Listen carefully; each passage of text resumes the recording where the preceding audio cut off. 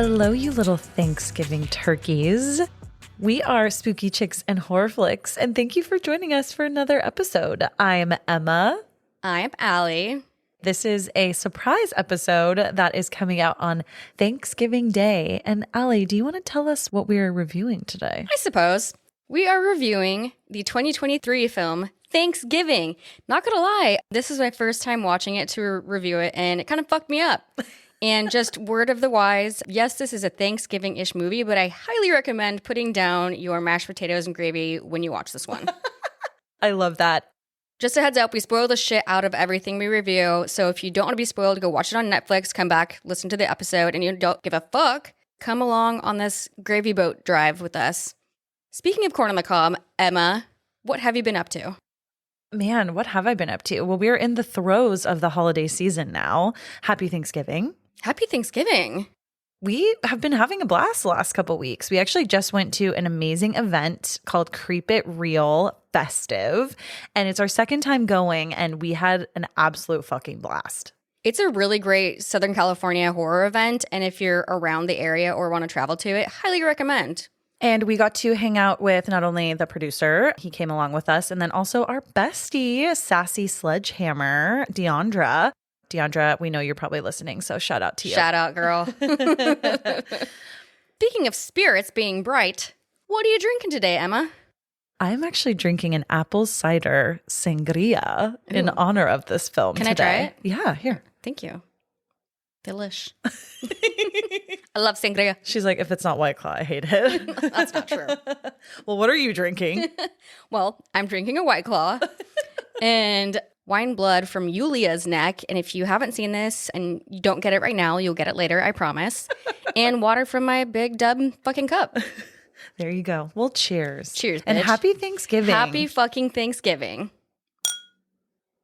For the synopsis of Thanksgiving, we have, after a Black Friday riot ends in tragedy, a mysterious Thanksgiving-inspired killer terrorizes Plymouth, Massachusetts, the birthplace of the infamous holiday. I guess that is sort of concise. That is pretty concise. We're going to find out later in the film, but I would have loved to see in here in the synopsis that specifically the killer is dressed as John Carver, which I think is the first governor of Massachusetts? The colony of Plymouth. Oh, okay. Wow. There you go. History lesson. Yeah, I don't know why I retained that. Well, and this film has a 6.2 out of 10 on IMDb, which I think is rather high. I think that's super high. If you want to, speaking of high shit, Rotten Tomatoes, the tomato meter is 84%. What the fuck? All right. All right. The popcorn meter, also known as the audience score, is 79%. I also read that those scores on Rotten Tomatoes tells us that this is the most critically well-received Eli Roth horror film. I mean, that doesn't really surprise me. I know, but I'm like, I think there's at least one or two I maybe like a little bit better. But we'll get into that. Maybe he paid Rotten Tomatoes to like... He paid them off. Yeah. We love you, Eli. Sorry. He just directed Borderlands with our queen, Jamie Lee. I'm not sure what that is. I haven't seen it yet. Okay. I don't even know what it's about. But he also directed Cabin Fever, which I actually like more than this film. Oh, 100% same. I love Cabin Fever. Yeah. He also did Green Inferno, which I really like. Have you seen that one yet? Yeah, that I did not like it. Sorry, sis. That's okay. And he acted as Sergeant Danny Donowitz in Inglourious Basterds, and that's a fucking great role for him. Hey, okay. Yes. And then for our top billed cast, we have Patrick Dempsey, which I'm sure a lot of y'all know, and he is our Sheriff Eric Newland. He's in Grey's Anatomy, duh. He's in Sweet Home Alabama, which I love. Comfort film, and he's in Scream 3. I think that's my favorite in the Scream franchise. He's just the best. Isn't he Dr. McDreamy? I'm not a big... Dr. McDreamy in Grey's Anatomy. Yeah, I'm not a big Grey's Anatomy person. I think I've only seen like an episode here or there, but I'm pretty sure that was like... Yeah, he's like pivotal in that show. Like people love him, right? Yeah. Okay, well, moving on. Then we have Ty Olson, who plays Mitch Collins. Gina Gershon, who plays Amanda Collins, his wife. And I love this queen. She's in a bunch of shit, but I have to shout out Showgirls, which is randomly one of my favorite, like a comfort movie. I fucking love Showgirls. She plays Crystal Collins. And Amanda Collins in this movie. Oh, that's funny. What a connection. What a Ooh, connection. I like that. Yeah. Then we have Lynn Griffin, who plays Grandma. And hold on, everyone. I got to say this little fun fact here because we reviewed this movie last year for Christmas. This queen played Claire Harrison in this 1974 Black Christmas. She's in like a lot of the film's artwork, which is amazing. Her like suffocation with her in the rocking chair. Yeah. That's literally so iconic for the film. Oh, We love you, Grandma. We love you, Lynn. Then we have Karen Cleesh, who plays Kathleen.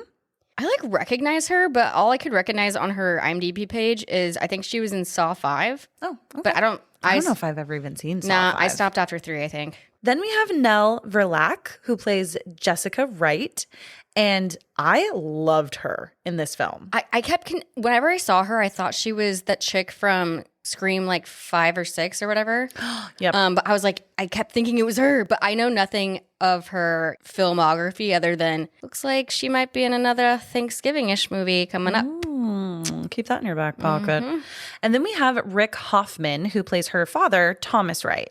And he was in Hostel, which was also done by Eli Roth. Little incestuous relationship. We love incestuous relationships in the film industry. Okay, I was going to say.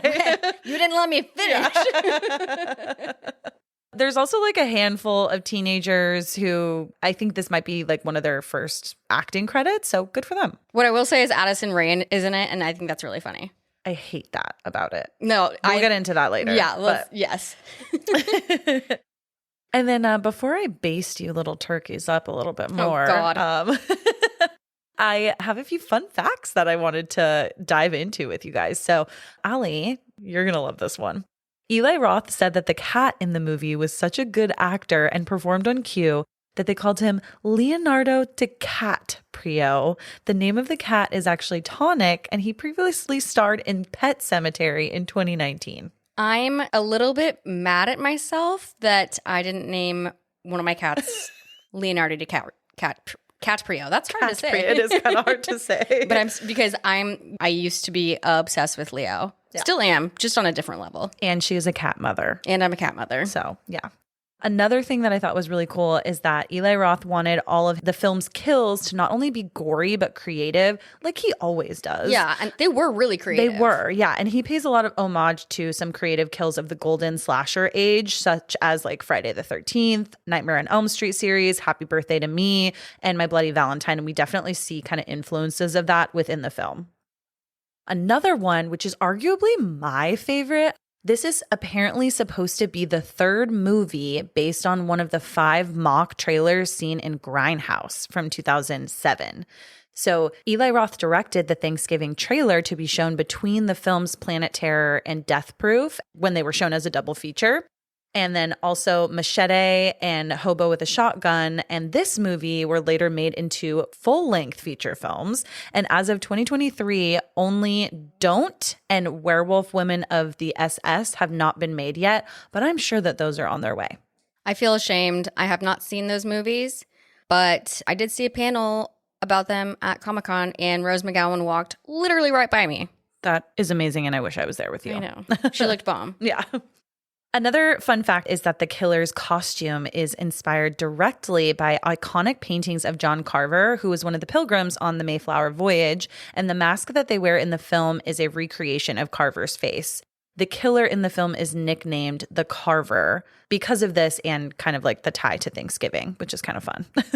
Before you've seen this film, did you know who this individual was? I didn't, and I'm so sorry. I probably learned in 7th grade and just never retained that information. 7th grade. Did we do like a Thanksgiving thing then? I don't know. All right. I'm just making an educated guess. Sure. You know, like, are you smarter than a 5th grader? I feel I'm like that's not. like, I'm definitely not either. They could probably do way better math than I can. Finally, this film incorporates a multitude of 80s classic songs, which I love. And this pays further homage to just like its central 80s slasher influences, which is super great. So we start this film Thanksgiving night in Plymouth, Massachusetts, where it's kind of a couple different settings. We have the Right Mart Superstore, and then we have a couple of homes for Thanksgiving night and Thanksgiving dinner. But this film opens with Sheriff Eric, and he's arriving at the Collins house for Thanksgiving. It's kind of an interesting opening scene because we see someone approaching a house all decorated and shit. And it reminds me of those first person POVs, and it's kind of ominous, like kind of like Black Christmas. Black Christmas, you know, all those classic horror films. And then all of a sudden it's the knock on the door and it's like, oh, it's just Sheriff Eric and here I brought some pie. And it looks like a really humble household. And we see that hot Sheriff Eric is a single man and can bake pumpkin pie. And I'm like, hell yeah, you can get it. And it's like it's a cute little humble Thanksgiving. I love hot Sheriff Eric. That really rolls off the tongue. I'm a poet laureate. I love that. Well, and then shortly after this little Thanksgiving gathering, we get a separate shot of another Thanksgiving dinner at a different household. And this is where we get introduced to Jessica and her family. And it's a stark contrast from the first one we saw. It's more stuffy. It's obviously like in some fucking mansion. It's uptight, especially with Jessica's future stepmom being a super bitch to her. She's like, wow, a sweater on Thanksgiving? And she's like, Kathleen, I just like to be casual in my own home. Also, we're about to eat a shit ton of food. I just want to be comfy. Honestly, I might wear sweatpants to Thanksgiving this year. As you should. Yeah. You should wear like a turkey costume. I should. That's a great idea. Thank you. Then Jessica's family are kind of talking about how the store is open for the first time on Thanksgiving Day, and everyone thinks it's going to be super successful. And this is where we find out that Jessica's dad is the owner of Right Mart. And this is where we get that contrast between the two families having Thanksgiving, as we have the owners of Right Mart, and then we have a more humble family where Sheriff Eric is. And we're going to get into that in a second. But back at the Collins house, we have Mitch, who is the dad, and he's getting ready to go work at Right Mart. And I'm like, poor dude, like this guy just wants to celebrate Thanksgiving, but the Right Mart owner, Thomas, is like, bro, if you don't work tonight, you're going to get fired. And I'm like, since when did Black Friday leak into Thanksgiving Thursday? I'm like, why this Thanksgiving? Why this sperm? Get it? Oh, do you get it? I do get it. Thank you. And I actually really feel bad for people who work on I don't go anywhere basically on Thanksgiving except for my family's, because I feel bad for people who have to fucking work on Thanksgiving. Do you remember when I used to go to Nordstrom on Yes. Thanksgiving? Fuck that. But I don't know, it kind of was fun. I mean, I had a lot of really great coworkers at the time, but this does remind me sort of like, you still have to go and work. If you sign up, you can't bail that morning or anything, you know, and you're up at like 6 a.m. So it's definitely... Should just sleep in their bedding section. I know. I might as well. After we see that Mitch is getting ready to go over to Right Mart to work, we start to see a different setting. And now we're at Right Mart and we see a large crowd gathering outside the store. And they're eagerly awaiting for their Black Friday or Black Thursday, so to speak, to start. And things are getting really tense. These people are not happy. They're aggressive. In my head, I'm like, you guys probably just ate. Shouldn't you be a little tired? And shouldn't you just be like happy and full? Bro, I feel like some people just fully skip Thanksgiving and start lining up. Like this crowd gives me so much anxiety, except for I do like the chick that says, you can suck my dick, I was here first, to like this larger man. And I'm like, that's pretty funny. And she's my kind of gal. Like I would I would not say that. I'd probably be like, please go ahead in front of me. Please go right ahead. Yes. But no, I think if you're like a Black Friday or Black Thursday, or you're dedicated. Emma, have you, besides working at Nordstrom, have you ever done like as a consumer a Black Friday thing? Yes. We always went Black Friday night, I want to say. I don't think we ever went on Thanksgiving, ever. No, I'm pretty sure that's not a thing. Right? Well, and the producer and I were saying too, we're like, this doesn't happen anymore, I don't think. Especially with Black Friday? like as intense as this crowd is right here. Yeah. Maybe it does in some places. Guys, let us know if that happens like in your town or your neighborhood. But I don't really see people like lining up this crazy. That kind of has come and gone, especially with the age of just like Amazon? all of the online shopping. Yeah. I don't know. No, I remember when I used to drive by and see people like literally lining up at like 5 p.m. And I'm like, dudes, That's crazy. that's dedication, but also maybe don't. Is it really worth it for that fucking 50% off TV? Or that waffle iron that you get The for waffle free. iron, not the waffle iron. I mean, shit, maybe. I don't know. That honestly, I kind of. What is a waffle iron? I think it's just something that makes waffles. Sure. And so we're at Right Mart, and these people are fucking insane. And the store itself, it looks to be like a Walmart type of place. And inside, all the workers are prepping and like cleaning and organizing, and all is calm for now. But they are a little scared. Like, I feel No, like for the sure. workers are looking at the window and they're like, these fucking insane idiots. Yeah, like these guys are going to fucking, something crazy is going to happen. We see Jessica. Essentially, she and her boyfriend Bobby have left their Thanksgiving dinner and they were planning on going to go like hang out with their friends. And we see them make a beeline for the store because I think Bobby. No, Evan needs a new phone. Oh, Evan needs something. You're right. Evan, the douchebag, needs a new phone. And Jessica's like, no, this is my dad's store. We're not going in here. And he's like, it'll just take a fucking sec. Douchebag parks in a handicapped parking space amidst all other, like, why would you do that? The worst. And while the gang, as I call them, the gang, yeah. While they're all trying to go into the store, apparently Bobby's some sports prodigy and people keep trying to stop him.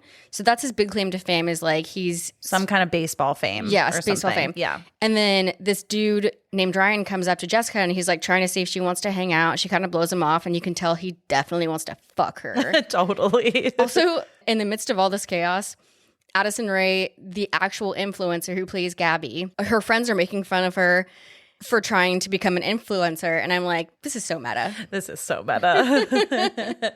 Well, and a couple of other people that we get introduced to in the gang is also Scuba and Yulia. And Scuba and Yulia, I believe, are both dating. They're dating. As a reminder, Jessica, her dad owns this Right Mart. She's like, okay, guys, like, let's go in really, really quickly, like really just in and out. And they go past the crowd to go into like a side door and the crowd is noticing and is pissed. But also the gang, specifically Evan, is like, suck my dick. We're going in before you guys. Yeah, he's like such a douchebag about it. Such a douchebag. Yeah, and even inside, he's taunting the people on the outside. He's like, look at me. I'm getting the newest iPhone, like da-da-da. And all the people outside are like, what the fuck? Like, why do they get to shop early? Literally, what the fuck? And then we also get to see, who does that, by the way? Teenagers, you guys? No, they literally be better suck. than that. Yeah.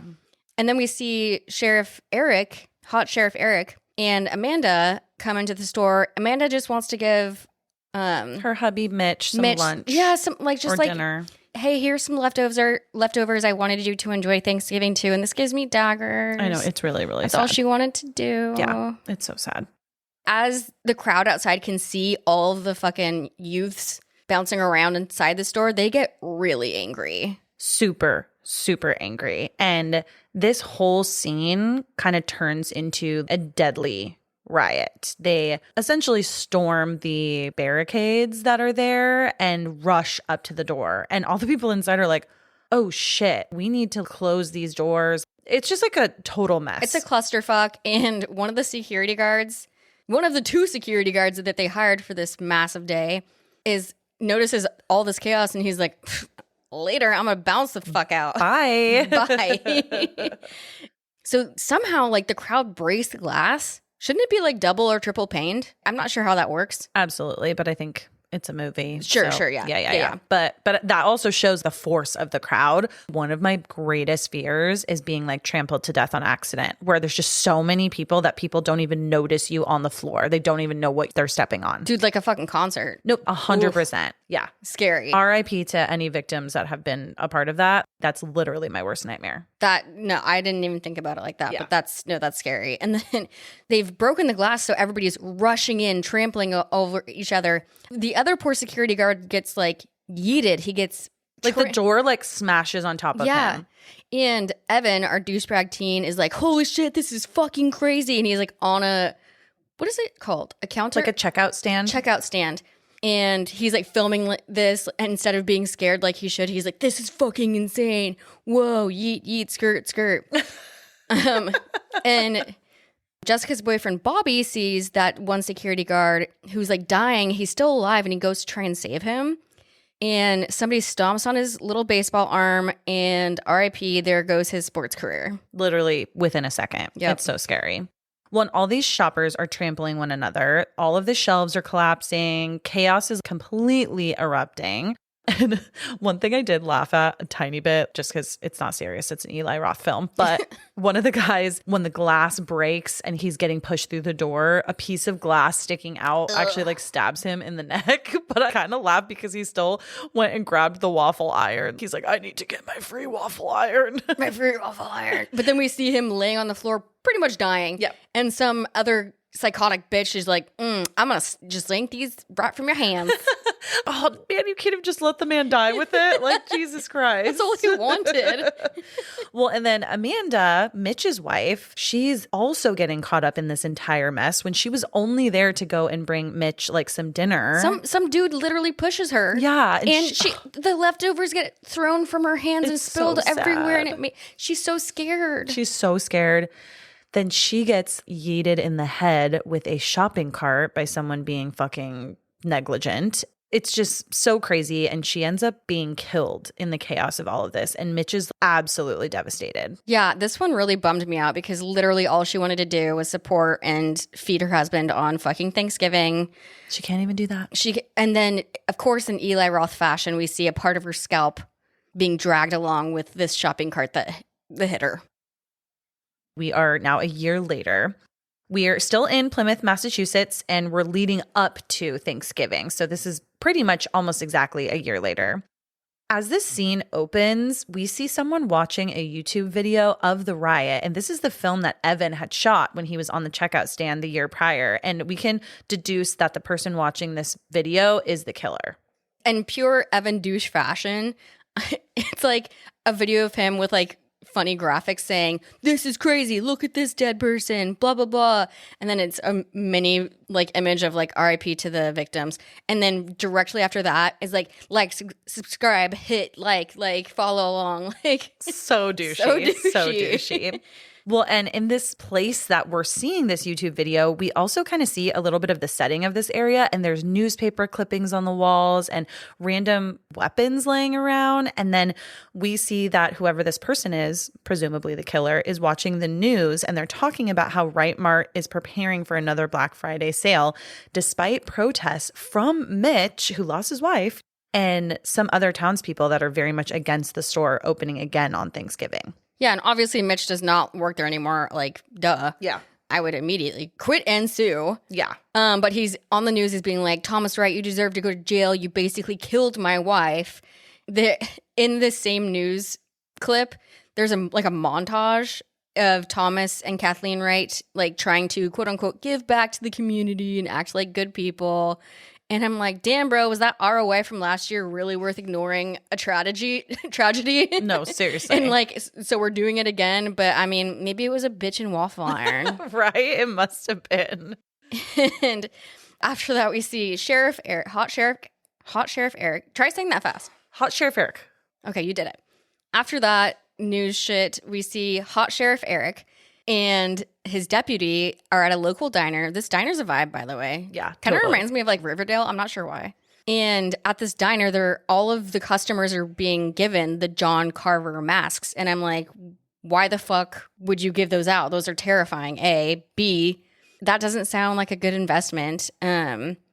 And this sets us up, I feel like, for yet another instance of people wearing the same mask. And so you can't figure out who the real killer is because there's a lot of these masks going around. That seems to happen a lot in horror films. It's a trope, I think. It is a trope. A little bit of a trope. The diner waitress, I was like, why does she look familiar? It's fucking the chick that said, "Suck my dick" at the beginning of the film while she was waiting to get into Right Mart. Yep. I guess her name is Lizzie. Little Lizzie. Jessica and Gabby are walking around outside of the diner, and it seems like some kind of Thanksgiving festival, or it looks kind of like a vibe. It does look kind of like a vibe. It's just, I think the community may be preparing for like Thanksgiving festivities, whatever. Or like capitalizing on that they live in Plymouth. Yeah. And Jessica and Gabby are talking about how Jessica has to go and film a commercial with her dad. They do it every year for Right Mart, and it's going to be at the famous historical John Carver house, I guess. And Jessica and Gabby talk about how Kathleen is going to be in this commercial, and they talk about how she's really going to be dreading it. And then they talk about how they keep getting tagged in videos of the riot from last year on social media, but they don't know who's doing it. Also, Hot Sheriff Eric is around, and this scene made me realize that Patrick Dempsey is kind of a short king. Guess how tall he is? I would say probably like 5'7". Okay. He's listed as 5'9", but that means he's actually like 5'8". Or 5'7". Or 5'7", honestly. Because he's standing next to like the other girls, and he's shorter than all of them. That is a short king. That is a short king. Well, Jessica shows up to this commercial shoot, and we see the Carver house has been vandalized and the axe was stolen. Her dad is pissed because he's like, I needed this axe for the commercial. And he seems to not even care at all that this like historical landmark has been destroyed. No, he doesn't at all. And then someone has totally trashed this historical house, like furniture, walls, everything. There's Fight Mart spray painted on the wall rather than Right Mart. We love a little pun. Sheriff Eric is like, I have to call this in, and Thomas is like, yeah, my commercial's been ruined. And Sheriff is like, nah, because a historical landmark has been vandalized. And Thomas is like, what? Oh, whatever, I guess that too. Bro just cares about his fucking commercial. Yep. And Jessica actually expresses to her dad that she thinks him ignoring what happened last year is some bullshit. And I'm like, you go, girl. You tell him what's up. You tell him. And after all of this at the festival, we see that random dude, Ryan, who was at the beginning of the film trying to talk to Jessica in the crowd. And he's like with his homie saying, bro, Bobby ghosting Jessica was the best thing that ever happened to me. She's invited me to be on the family float parade. Parade float. And to go to her house for Thanksgiving. So apparently they're dating now. And I'm like, what the fuck? And why did Bobby ghost Jessica? Okay. When we find out a little later that I guess Bobby kind of ghosted everyone and no one's really heard from him at all since the last year. And I think his like baseball career was pretty much over too. I mean, I would assume his arm literally got twisted around in like a 90-degree. Yeah, it looked very scary. Yeah. And then later at the diner, Jessica is back there and she's with the gang and they all receive like a mysterious social media post that they're tagged in, and it's a Thanksgiving table. We don't find out now, but technically they're going to see that their names are on the different parts of the Thanksgiving table. So this is like the first instance of we're seeing some ominous stuff that's going to be coming down the pike. And even though they see this post that they're all tagged in, they are like, okay, moving on. Yeah. And we meet this little nerd dude. I guess his name is Jacob. And he's promoting McCarty Party tickets and how much they're going to cost and that everybody's going to be there. And they're kind of mean to him. And I think Evan's like, yo, where's my paper that you need to write for me, bro? Evan's such a douchebag, man. Such a douche. And they're like, McCarty is making people pay this year. And Jacob is like, yeah, he thinks he's Mark Cuban. He's like, he's been watching a lot of Shark Tank. Yeah. Don't we all? Honestly, smart. Yeah. I love that. I mean, a little entrepreneur of himself.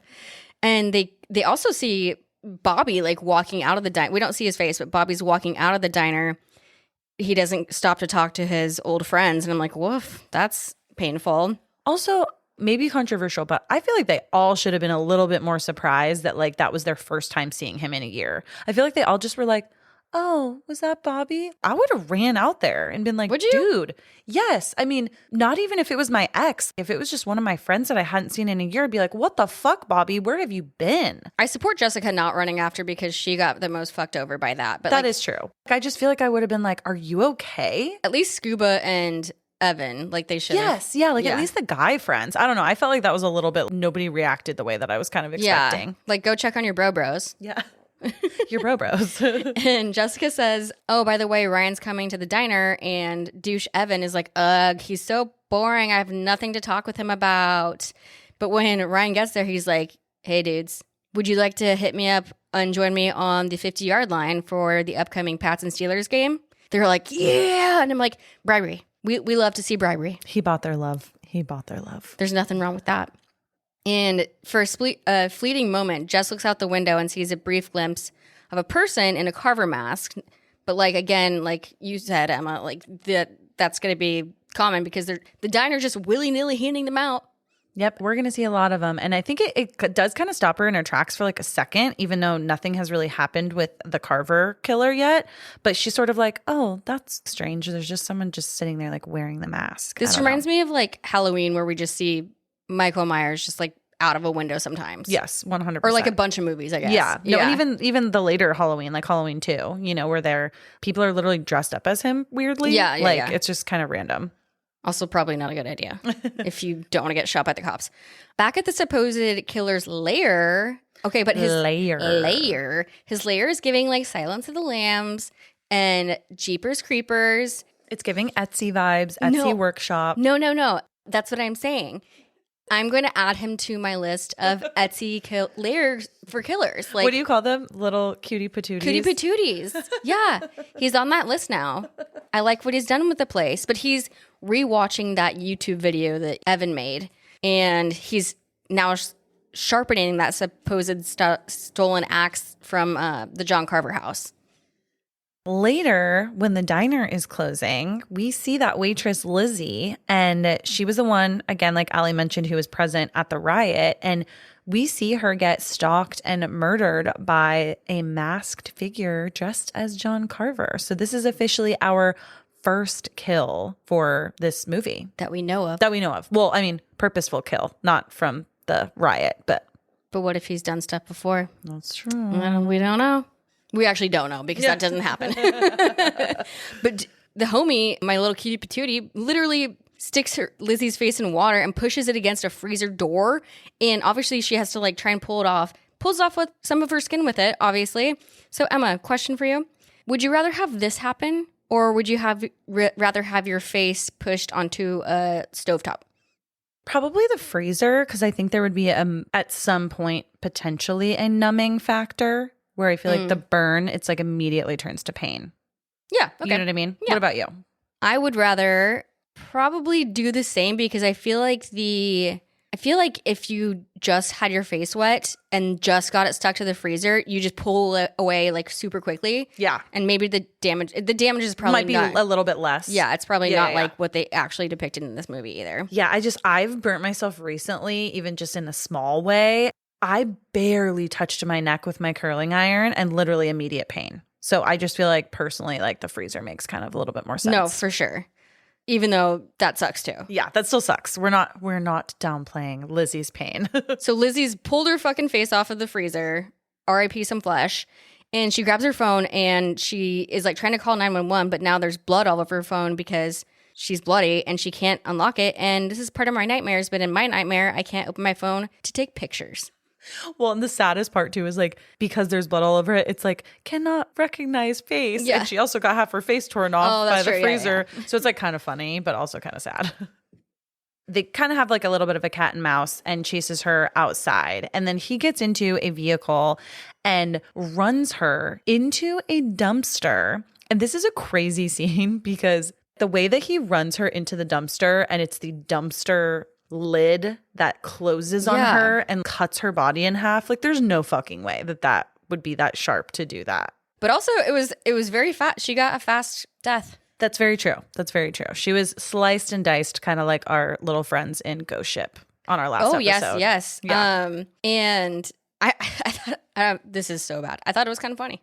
No, it totally was. It totally was. Well, and then I think it's the next morning, I'm going to assume. Yeah, the next morning. We see our next scene is that the killer has taken her lower half of her body and displayed her on the Right Mart sign, which is like crazy. And it's funny to look at because the Right Mart sign has like a star incorporated, like maybe on the eye.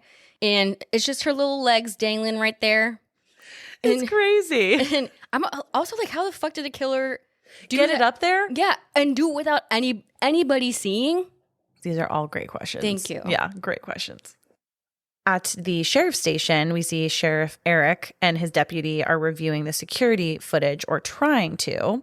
They see a killer on screen wearing the John Carver mask, which tons of people are wearing around this town. And I don't think it's actually the security footage they're looking at. I think it's that YouTube that Evan shot. And they're trying to just like kind of go back through it and review it. And back at the kids' high school, the gang's all together. Jessica's pissed at her dad because he's like, honey, I'm not going to not do Black Thanksgiving just because somebody's died, even though, dude, it was on your fucking sign. Yeah, literally. And then in the parking lot, they run into this guy, McCarty.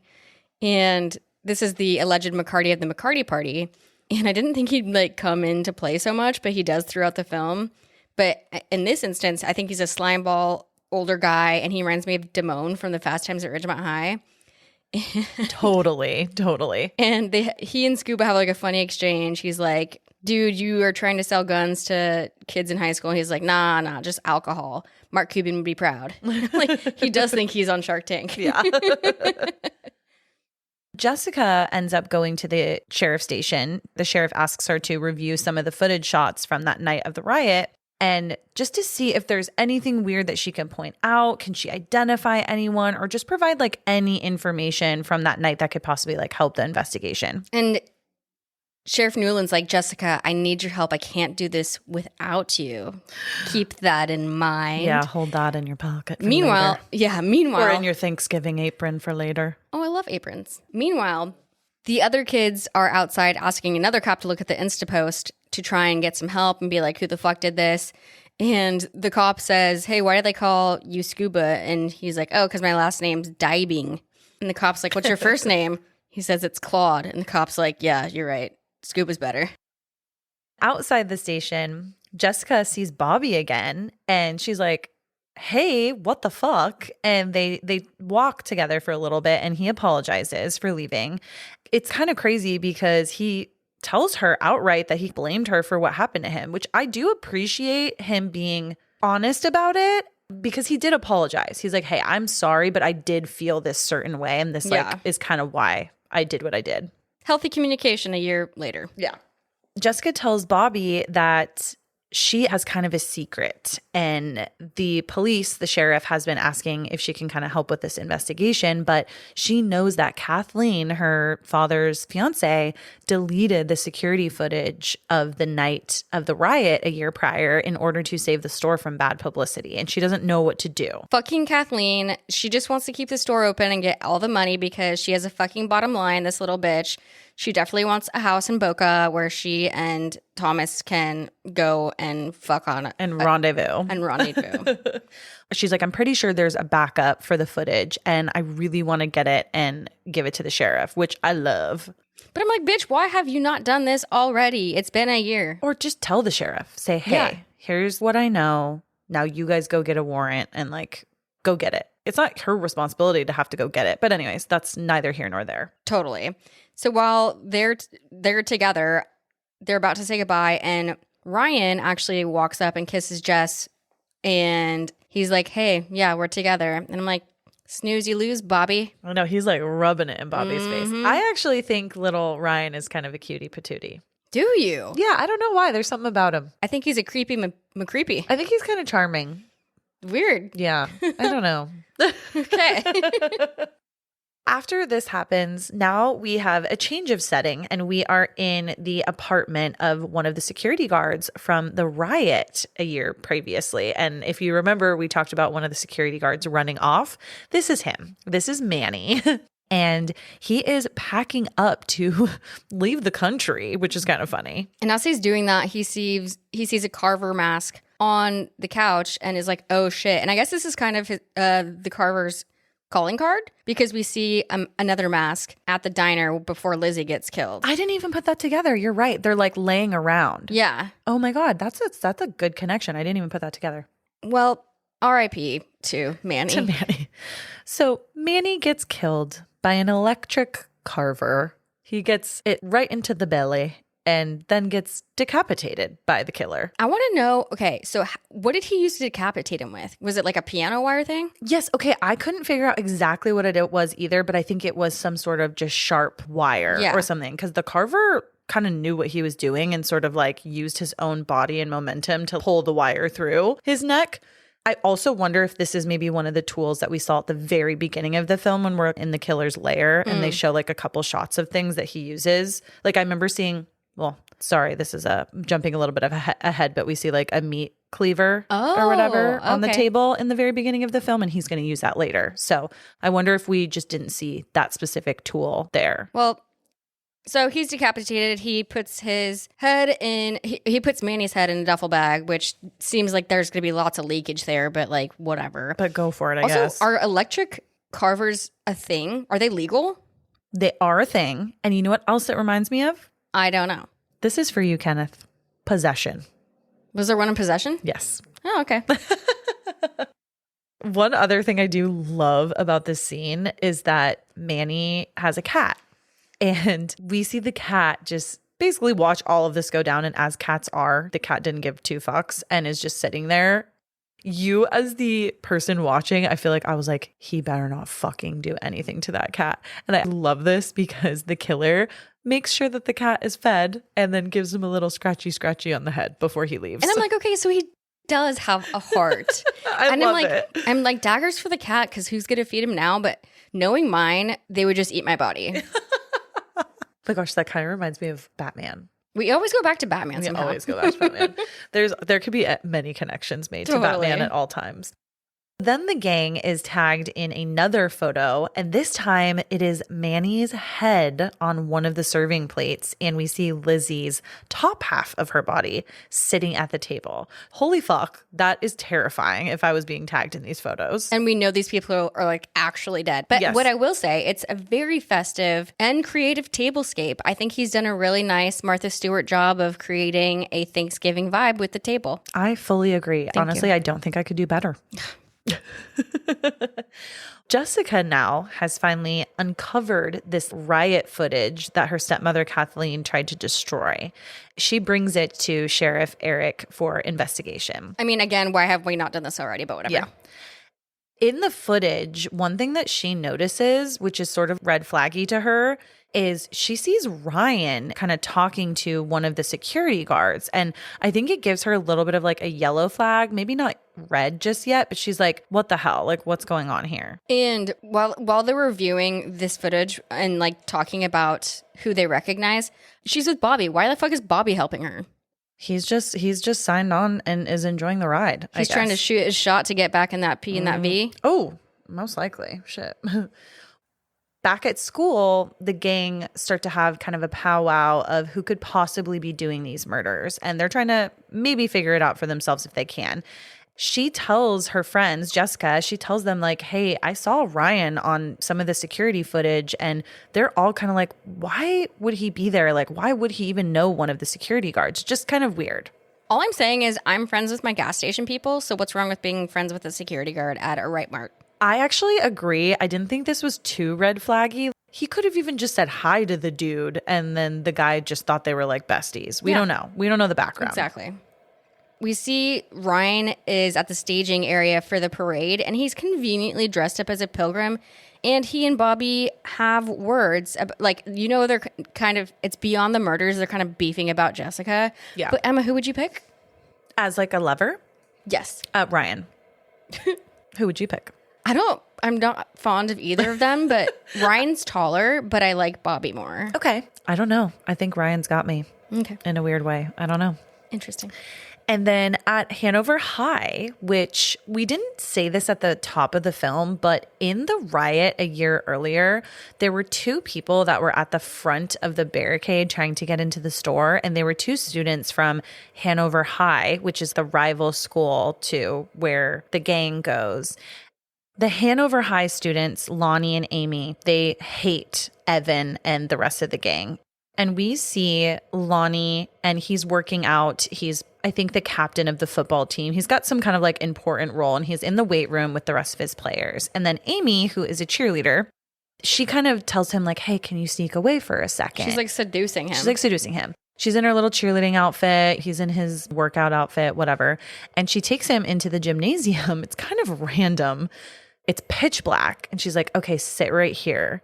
And then she turns on like a spotlight, and there's a trampoline. Also, that's convenient. Very convenient. How the hell did you get that in there? I guess maybe if they were practicing stunts or something, but she gets on the trampoline, starts jumping and doing this little like strip tease.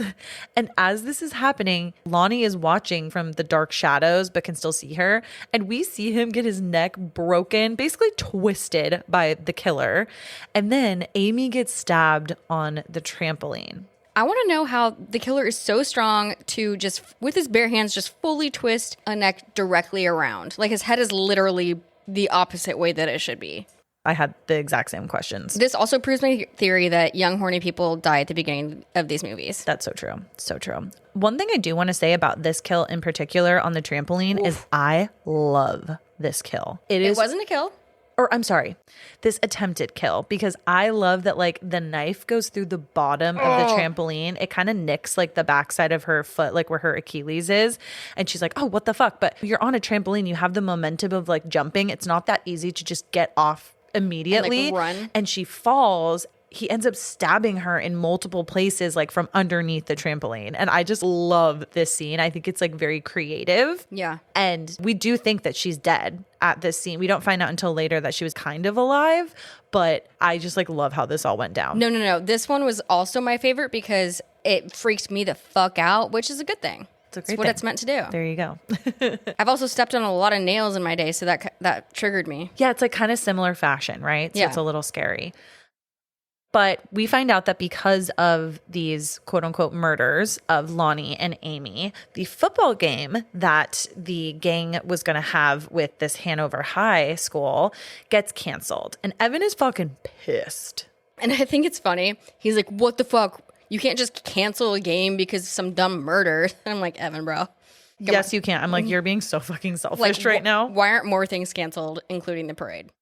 Jessica waits for Evan and Gabby outside of school so that they can all go home together. And we see Evan and Gabby kind of go back into the locker room area together. It seems like Gabby's kind of consoling him a little bit from being a little baby back bitch. Yeah, and I'm like, okay, you just left Jessica. Sheriff Eric literally just told all of you to stay together. Yeah, you guys are all idiots, but whatever. They must have just thought they were safe there, which you're not. We see that when Gabby and Evan are together and they're coming back out to meet Jessica, the killer attacks them, but we don't see him necessarily like hurt them. He's like putting them to sleep with some chloroform. Yeah, it's very vague. Like we don't know what, like the other kills, we didn't see any of that. We just, it's vague. And then the killer got a hold of Gabby's phone and Jessica texts it and is like, hey, are you guys like almost done? I'm like waiting out here, whatever. And he's like, can you come here? But she thinks it's Gabby, right? So he lures Jessica into another empty part of the school and attacks her. Jessica barely escapes the killer by hiding in a cosmetology classroom and kind of blending in. Yeah, they have like those weird practice heads. I'm not sure how the killer, for being how smart he is in other areas of the film, I'm not sure how he didn't actually realize that was a real human head. Yeah, no, totally. And I'm also like, are there cosmetology classes in high schools? And if so, this would have saved Frenchie from being a high school dropout and beauty school dropout. Go back to high school. She would have been. We love Grease. We love Grease. I also read a fun fact that this cosmetology room was not a part of like the script or anything or part of the setting that they were outlining. It just happened to be something that they saw in the areas that they were like filming that they were like, we got to use this cosmetology room. So they do exist. They do exist. They do. Well, anyways, so Jessica runs out and she's with the cops and both Bobby and Ryan arrive to see if she's okay. Like, okay, news travels fast, whatever.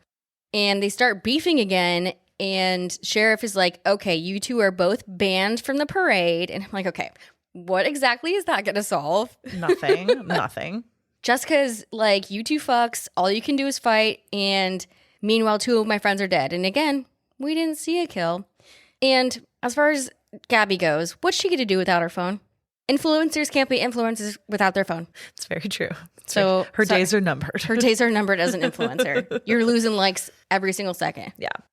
Yulia and Scuba are also outside with Jessica. Don't know where they were during this whole shebang, but Yulia's dad abruptly comes up in his Mercedes-Benz, his like G-Wagon to the front of the school. I'm taking you. We're going to Florida. We're escaping like what's going on in town. And it's so funny because he has this really thick Russian accent. He seems like a mob boss. No, up front, I'd be like, okay, I trust this guy. I'd go with him to protect me from a killer. Yeah, I'm like, he's probably the safest guy. At least so you think. I would not fight that, but I could be proved wrong. Then later, Jessica and Scuba team up in a weird way because they know Yulia is kind of with her dad. She can't really do anything right now. they're prepping to go to Florida, whatever. But Scuba and Jessica are like, we got to do something. This is bullshit. We need to protect ourselves. We obviously know that he's attacking everybody in our friend group. They go to the McCarty party. And Jessica and Scuba are there and they want to buy a gun from McCarty or get a gun of some sort so that they can protect themselves. I love that McCarty is like a bouncer outside of his own house and his own party with a velvet rope and everything. And this party actually sort of seems like a vibe. Parties in movies always look so much better than they are in real life. No, for sure. Like, where do we find this? I don't know. We're also in our 30s, so we kind of just like to drink at home and watch TV. And I want to be in bed by 8. Yeah, exactly. And I love how his little minion Jacob is dressed literally exactly like him. Where do I get a minion to dress like me? I know. Where do we get that? Genuinely asking, please. And during this whole interaction of them trying to procure like a gun or weapons, this kind of made me think that McCarty is actually a straight homie. Totally, because he gives them each the weapon and he's like, can you guys please be careful because I want you guys to be able to return those back to me. Yeah. I'm like, oh. You have a soul. Yeah, sweet. He wants to protect his like weird by proxy friends. Sure. If you had to guess, how old do you think he is? He looks so old. I know. They could have cast someone who looked like they were maybe 1 or 2 years into college, like, Yeah. you know, kind of fresh out of high school. This man looks like he is 35. Oh, 35? 35? I thought he was like 40. Oh, is that generous? That was generous. Okay. But maybe he's like done a lot of drugs. Yeah, I don't know. Some things can age people. We just don't know. Stress. Yeah. So then at Yulia's house, the carver is there, of course. And he shoots Yulia's father and a deputy that was helping guard their house. And he shoots them with darts, which is kind of interesting. Would this kill them? This is one of the unanswered questions we have because people get shot with darts a little later in the film and all it does is just shrink them and then they're able to like wake up, where we don't understand what's happening with Yulia's father and with the deputy and whether they make it out alive. We have no idea. And we never get a resolve. We never ever get the answer. And as far as we're concerned, they're innocent bystanders, and the carvers attacking people who were involved with the massacre a year before. So correct. Yeah, it's kind of outside of you know what his rules should be. Oh, the rules. Kind of like Dexter. But so as far as my heart is concerned, they are alive and well. They're doing good. They're not doing good. They're doing alive. They're surviving, yes. Not thriving. Exactly. Yep. Jessica and Scuba are video calling Yulia. Lots of shit is going down during these video calls. During this video call and leading up to Yulia leaving, she's doing so many things that make me so anxious, like putting in contacts. I don't wear contacts, but watching people do it makes me want to vomit. Same. I wear glasses because I cannot fuck with a contact. And she's cleaning her ears with a Q-tip. And I know that's Eli Roth like setting us up to feel uncomfortable, which it worked. One thing the producer pointed out when we were watching this is that in this film too, there's all these like really tight shots of things. And one of the tight shots is her cleaning her ears with a Q-tip. And you're like, why the fuck do we need to have this close-up shot? But then it makes sense 2 seconds later. Oh my God. Yes. And then they're all FaceTiming. The killer comes up behind her and stabs her in the ears with corn holders. And this kind of brings tears to my eyes because I fucking love corn on the cob. I love corn. I love corn. Are you going to think of Yulia now when you have corn Don't on the say cob? that. Stop. In the little corn holders? Stop it right now. That would hurt so fucking bad. I don't know why that almost scares me more than just getting fucking chopped and screwed. No, I know. And it doesn't kill her. It disorients her, obviously. Yeah, she's like, what the fuck? She kind of stumbles down the hallway, like can't really hear, obviously, for obvious reasons. And yeah, it's very scary. And Jess and Scuba are freaking the fuck out because they're like, okay, Yulia's in trouble. And so they race to her house. But the carver, when they get there, he has her in his possession. And he is showing them that he also has Gabby and Evan at his Thanksgiving table. He has his phone and he's showing them. And it's just all kinds of fucked up. Just a technical question. How is he live streaming if he's not there? He's like live streaming, or he's not live streaming. He's like real time FaceTiming his kitchen table or whatever. He might just have multiple devices. I mean, if we think about who he is as the killer later, he might have access to a lot of devices. Sure. Yes. So as this is all panning out, Yulia, unfortunately, gets disemboweled with a table saw right in front of Jessica and Scuba, and the carver manages to escape. And if you're asking yourself, if you haven't seen this yet, why the fuck is there a table saw around? It is because Yulia's father was remodeling their house. And so, unfortunate accident. Not accident, purposeful, but unfortunate. No, devil's advocate. I don't know if it was purposeful. I think that I don't think that was his intention to do it. If you watch the scene, I think it just was like, whoops, like they were all in a tuffle and she just like fell and went onto the table saw. You're right. That's true. I don't know if he really wanted to kill Yulia. I think it just kind of fucking happened. Yeah, maybe he wanted them all at the table kind of in the end. Yeah. But like still alive, but like to torture them. Exactly. And that's a good point. I also love how after this happens, Scuba's holding his disemboweled girlfriend's body and he's like, Jess, what do I do? That really broke my heart, if I'm being completely honest. Obviously never been in a situation like that, and I hope I never have to be in one where you're just in like such high stress that you're kind of disassociating a little bit and you're like, hi, someone help me. What do I do? You know you need to ask for help. You know you need to like do something, but you're so fucked up by the situation. And you know what I mean? And you just don't really know how to process it. And you're kind of like, it's like those 911 calls because I'm on 911 TikTok. You just don't sound concerned. And it's just like, you're kind of just stating the facts. Yeah. Because you're like, that's kind of all I can fucking say right now. Like I'm disassociating.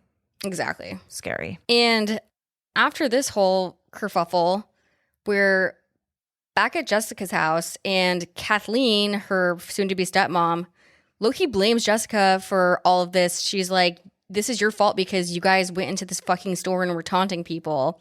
And she's like, you blame me, bitch? You're the one who wanted to open the store on Thanksgiving to make a little dough. You gold-digging whore. You just want that house in Boca Raton. I don't know why I keep talking about Boca Raton. Did she say that in the film? No. She just seems like somebody who wants to save up for the vacation house in Boca Raton. Boca fucking Raton. And Jessica's dad, Thomas, announces that they won't be opening the store on Thanksgiving, and Kathleen's pissed. But finally, bro, No, like, I'm what like, the hell? You probably shouldn't do Black Friday either. And wow, it only took 5 murders and 2 kidnappings and all of your daughter's friends and your daughter being bullied on social media for you to decide this. Look in a mirror, bruh.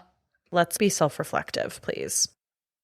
Well, and then Jessica, her fam, and the sheriff devise a plan to try to catch the carver, using Jessica and her family and Scuba as bait during the parade. So they're trying to act like things are normal. They're going to attend the parade like it's planned to be and kind of go from there.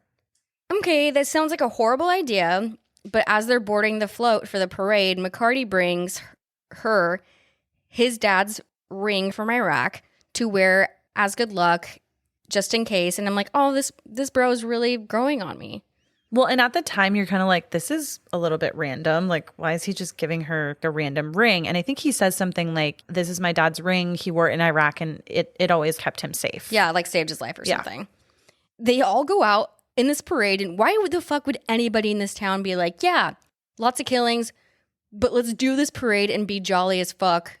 And everyone just carry on with all of their activities, like while all this shit's going down. Like, is everybody oblivious? People be crazy. And do you want to know something? I'm scared. Do you know what is kind of like a parade? What? A train. Oh, God.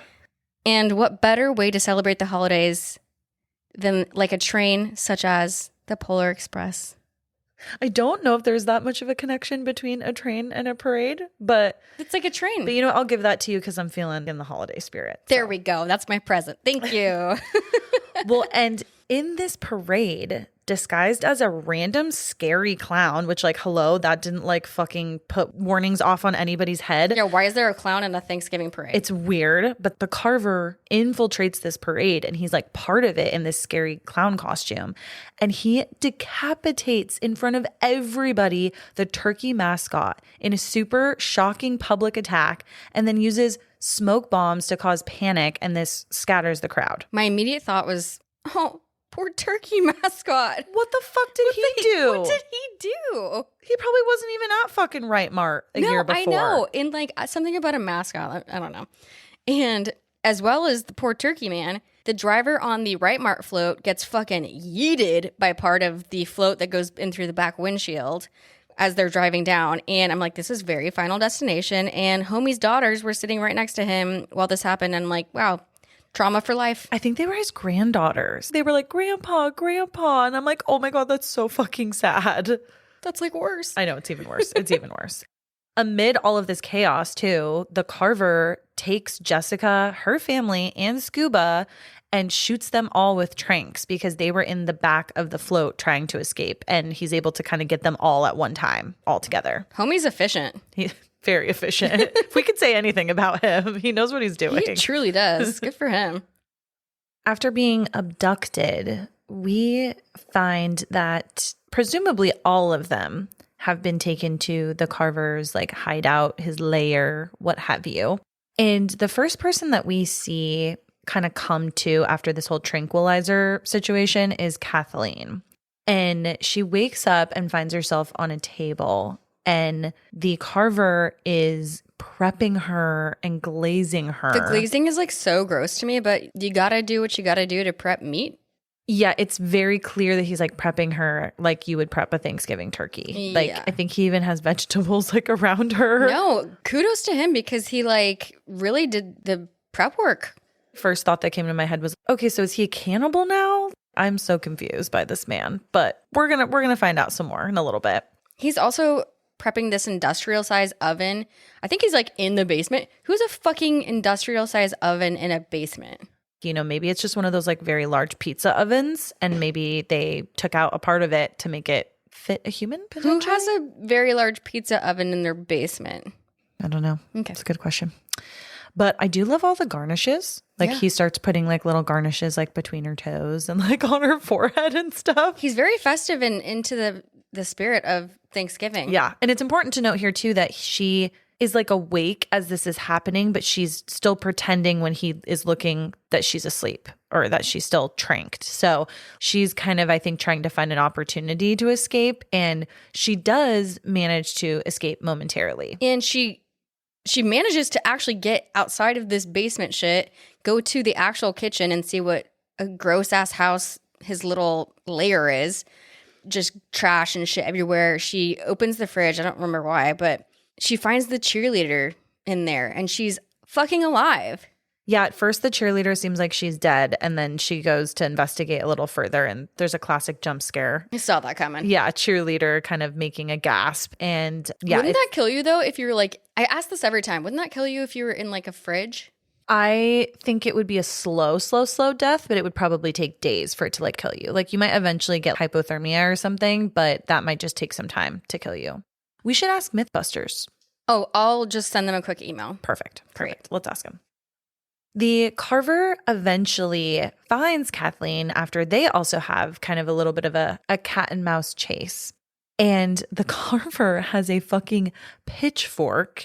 And as she's trying to run out the door, he fucking flings it and pitchforks her right in the back. Can I say something? Yes. The carver's kind of like Leprechaun because he's just got everything he needs. He has everything. I have so many questions about him and his origins. Yeah. I'm so confused. Then the next thing that we see is that Kathleen has been placed into the oven and she is now being roasted alive. And she's like, what the fuck? Help. She's screaming. It's so terrifying to me. It kind of reminds me a little bit of Final Destination when the girls are in the tanning beds. Yes. Right? I can't even hear Roller Coaster of Love without thinking of that song. No, same. And it's so scary because he does open up the oven door for a sec to like, I think he's putting the meat thermometer? Yes, the meat thermometer in her. And she's like, please, like you don't have to do this, like blah, blah, blah. And I just can't imagine how fucking terrifying that would be. This scene I could barely watch because this is one of my worst fears. And I was watching this with my parents and I had to look away, and I like never look away at anything. And that just tells you how much like I can't. This reminds me of Hansel and Gretel, which is also fucked up that that's a child story. But anyways, okay. So if you had to choose to be burned in an industrial oven or like drown. I feel like, God, we have a lot of like really shitty either ors today. Sorry. No, it's okay. I'm bringing out my darkness. I want to say that I feel like drowning would be faster, potentially. I don't know. know. I could be totally wrong. No? I think I think that this oven situation is so scary that and I'm also scared of water, but I'd almost rather drown. I also think so too. And then my body could be in the water and turn into soap. And you can collect my body and use it as soap. I have some questions about that. Okay. But we'll get into that later. All right. The sheriff squad, we're back with them. They think that they may have found where the carver is live streaming from because, again, we have this like live stream of their little Thanksgiving table. And they try to triangulate his location, do all of this stuff to try to find him. They're like, oh, we think he's like right here. And as the viewer, for a hot second, you're like, okay, maybe they kind of somehow did find him because they do kind of pull up to like an industrial type looking area that looks like a lot of like warehousey type of places.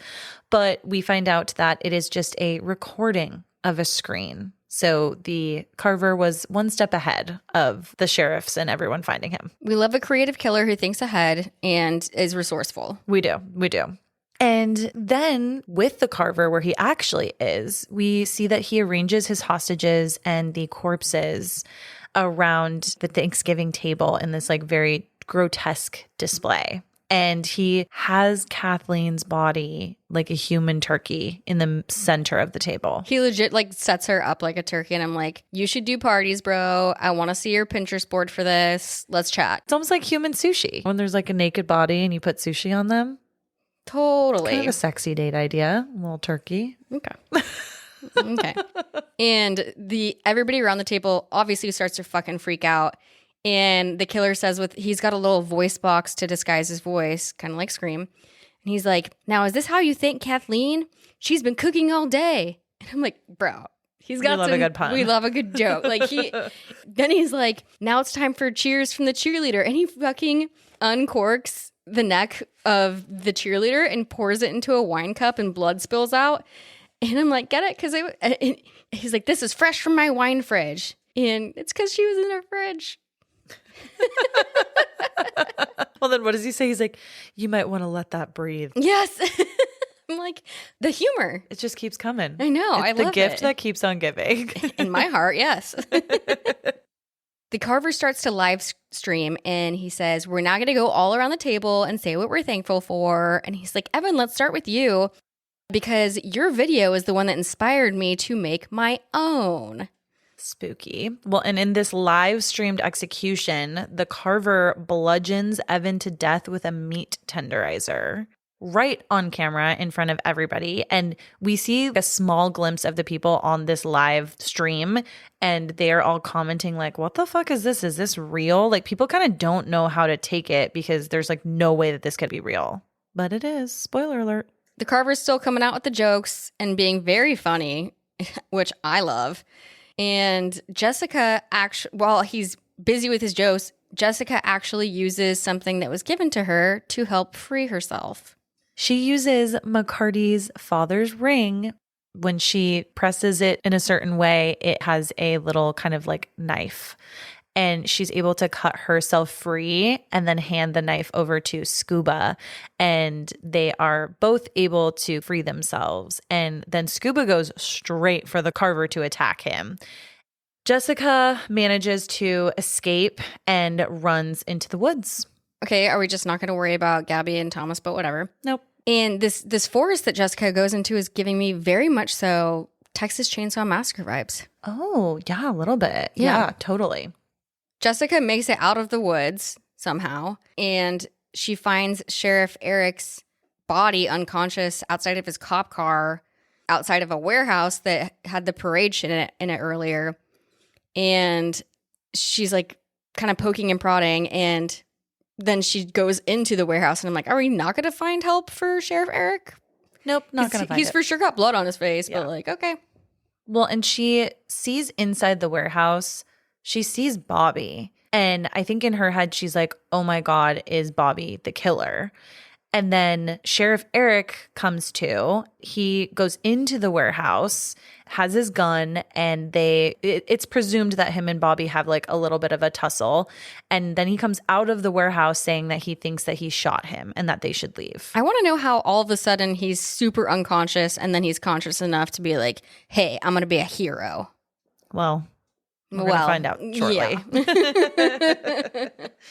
Back at the sheriff's station, they say that they matched Bobby's phone with the killing locations, and two of the other cops leave, and Sheriff Eric is like, yeah, we'll meet up with you guys. Like, I don't know. It's just kind of like a weird, like he's trying to get everybody kind of out of the situation. Because apparently they have saved Thomas and Gabby, and Scuba's okay. So they want to go to the hospital and be like with them. And at this point, I still wouldn't be certain, and I would not be left alone with anybody right now. Sheriff Eric kind of goes to do something, and Jessica noticed some brambles. I think those are what they're called. They're like little weed. Like thorn things. Yeah. On her clothes from running through the forest. And then she also notices it on Sheriff Eric's clothing. And she starts to fucking put some goddamn shit together, finally. And she says, I don't feel so well. And Sheriff Eric is like, okay, let's get you to the hospital. And then as he's walking out of the door, we can tell he can tell that she knows. And he's like, okay, so I have a little secret. I drugged Bobby and dressed him up. And then Bobby popped out of the car and banged my head, which is why I was in the street when you found me. And I want to know how Sheriff Eric moves around that fast and how efficiently, like, how is he everywhere all at once all the time? He's crazy. Well, duh. Well, and then he also confesses that Amanda, if you remember, who was killed in the very, very beginning in the riot, was his lover and was pregnant with his child when she died during the riot. He kind of reveals that this is the motive for his revenge against all that he blames for her death. And so he's revealing himself 100% to be the Carver killer. And I was like, I thought Amanda and Sheriff Eric looked kind of cozy at the beginning. Totally. Giving off flirty ass vibes. So this makes sense.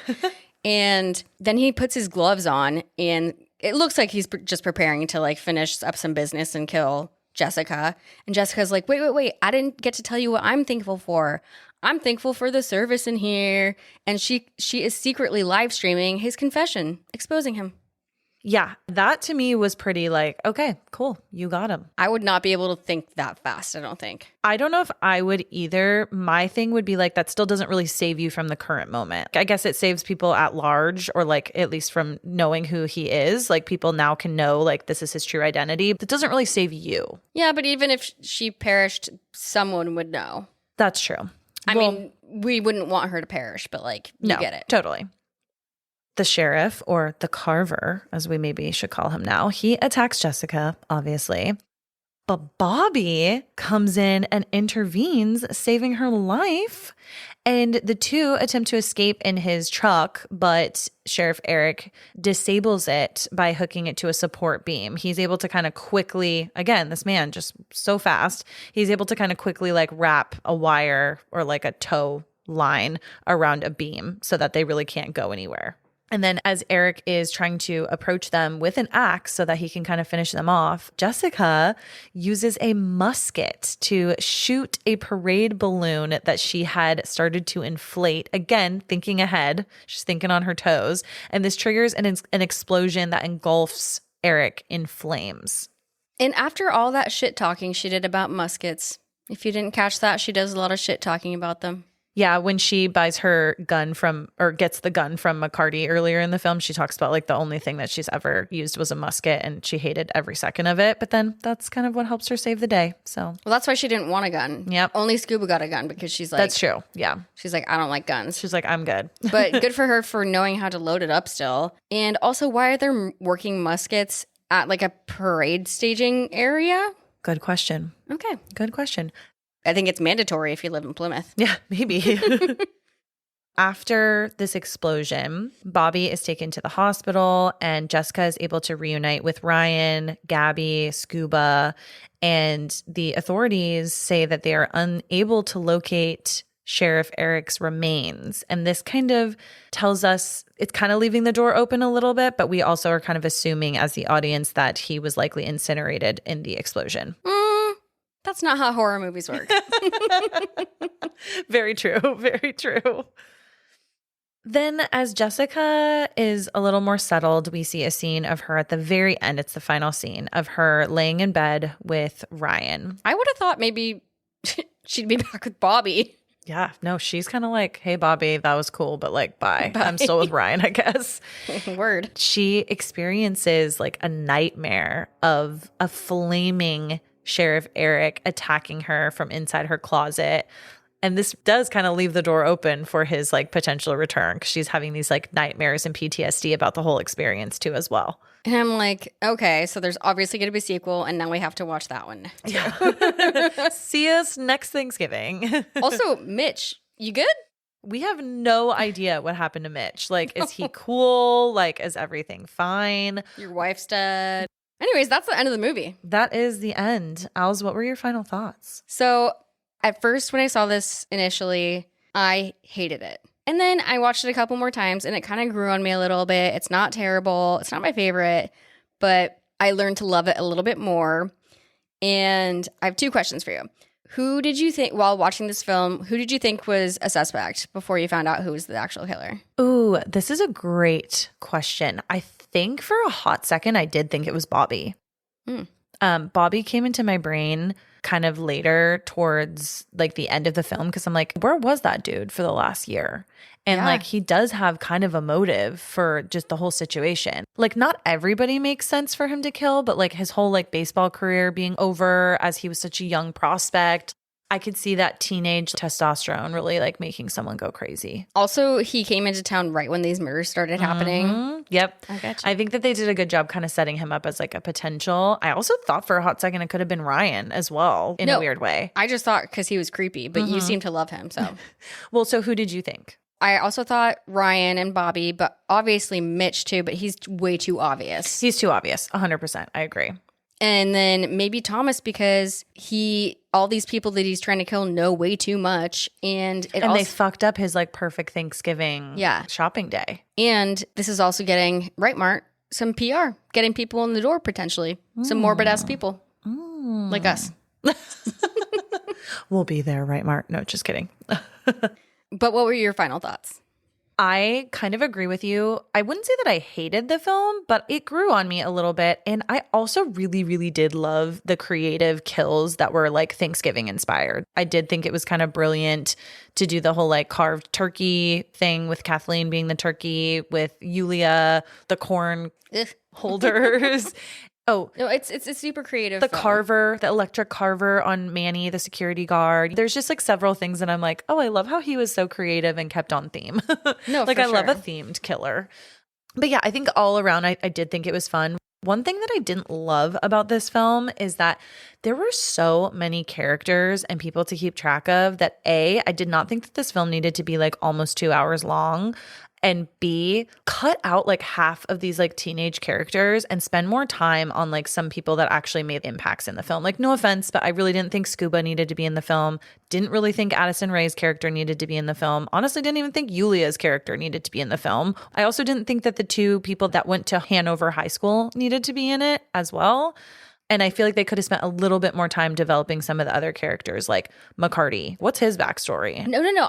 I totally agree. Like, I couldn't even keep track of their names. Like, yes, totally. It was super hard. I was like, okay, wait, who's who and who's dating who? Honestly, even Ryan didn't really have to be in it. Which one was? Oh, the one you like. Yeah.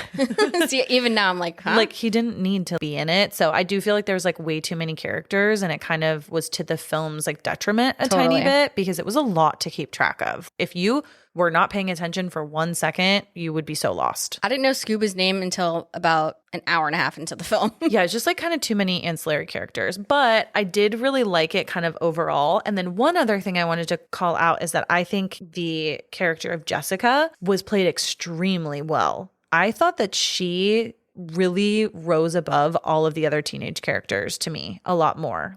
I felt like she had some good acting chops in this. Same, but I also, she skewed older in my brain. She did. I think she seemed more experienced Mature. too, maybe. Definitely not like high school, where some of the other kids were like, okay, you're probably high schoolish age. Yeah. Did you think that this was scary at all? I did not think this was scary at all. I think it was just gross sometimes. Again, I've talked about this ad nauseum. I don't really like torture-y kind of films. I still enjoyed it. I just like didn't think it was scary, and it's not my genre, my preferred genre of horror. I also did not think that it was scary at all. At some points probably thought it was more funny than anything. Yeah. And was like, wow, I love some of these creative kill scenes. No, for sure. And that's what I do like about Eli Roth is he knows how to do that too. Yeah. But on the other hand, I also hate that he does like torture. Yeah, no, for sure. But we love you, Eli. Please love us back. Yeah. What was your favorite scene? Okay. So I do love the table dinner scene where the carver's making all of his amazing jokes. Yeah. Like he's got jokes for days. Yeah. Which I appreciate. But what was yours? I really think that my favorite scene was when Amy, the cheerleader from Hanover High, gets stabbed on the trampoline. Ugh. I don't know why. I just was like, this is brilliant. I love it. Okay. I don't know. I just liked it. Good for you. Good for you. Thank you, everyone, for listening to another episode of Spooky Chicks and Horror Flicks. Happy Thanksgiving. And if you guys would like to follow us on social media, you can find us at Spooky Chicks and Horror Flicks on Instagram and on TikTok. And Ali, you want to take us home? I sure do, because it's Thanksgiving week. Don't fuck around and find out on Black Friday, please. Happy fucking Thanksgiving, and stay spooky fuckers.